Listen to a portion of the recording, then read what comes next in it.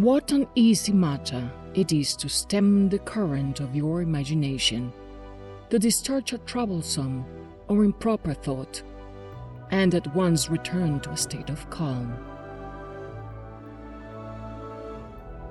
Do not think any word or action beneath you which is in accordance with nature, and never be misled by the apprehension of censure or reproach. Where honesty prompts you to stay or do anything, never hold it beneath you. Other people have their own guiding principles and impulses. Mind them not. Go on in the straight road. Pursue your own and the common interest. For to speak strictly, these two are approached by one and the same road. Wit and smartness are not your talent. What then? There are a great many other good qualities in which you cannot pretend nature has failed you. Improve them as far as you can, and let us have that which is perfectly in your power. You may, if you please, behave yourself like a man of gravity and good faith, endure hardship and despise pleasure.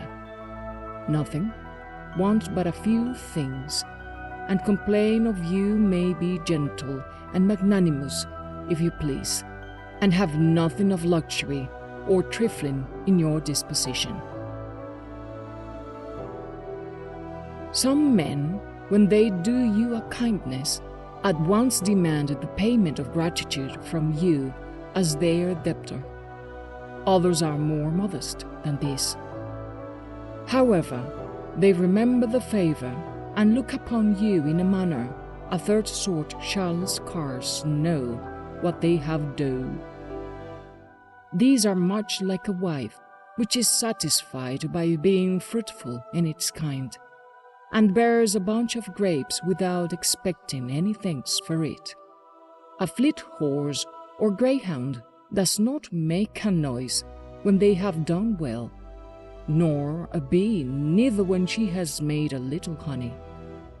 And thus a man that has done a kindness never proclaims it, but does another as soon as he can.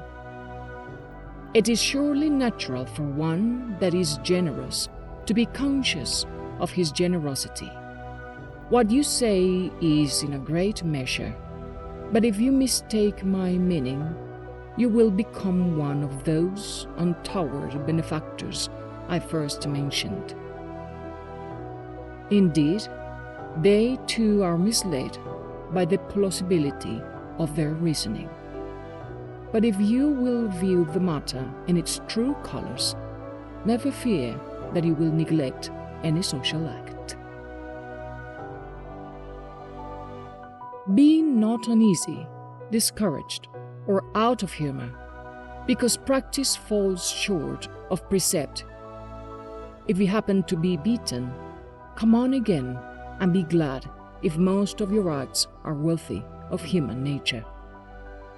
Love that to which you return, and do not go like a schoolboy to his master with an ill will. No, you must apply to philosophy with inclination, as those who have sore eyes make use of a good receipt. And when you are thus disposed, you will easily acquiesce in reason and make your abode with her. And here you are to remember that philosophy will put you upon nothing but what your nature wishes and calls for.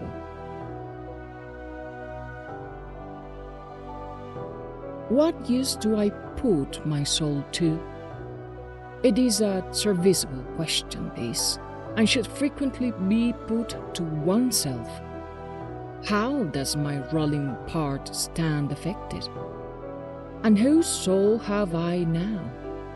That of a child, of a young man, or a feeble woman, or of a tyrant, of cattle, of wild beasts?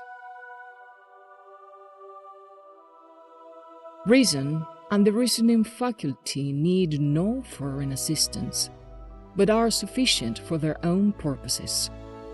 They move within themselves and make directly for the point in view. Wherefore, acts in accordance with them are called right acts, for they lead along the right road. Your manners will depend very much upon the quality of what you frequently think on. Be sure, therefore, to work in such maxims as these. Wherever a man lives, he may live well. By consequence, a life of virtue and that of a courtier are not inconsistent. Again, that which a thing is made for is that towards which it is carried, and in that which it is naturally carried to lies the end of the act. Now, where the end of a thing is, there the advantage and improvement of it is certainly lodged. Now, the happiness of a mankind lies in society, since that we were made for this purpose, I have proved already. For is it not plain that the lower order of beings are made for the higher, and the higher for the service of each other? Now, as those with souls are superior to the soulless, so among all creatures with souls the rational are the best.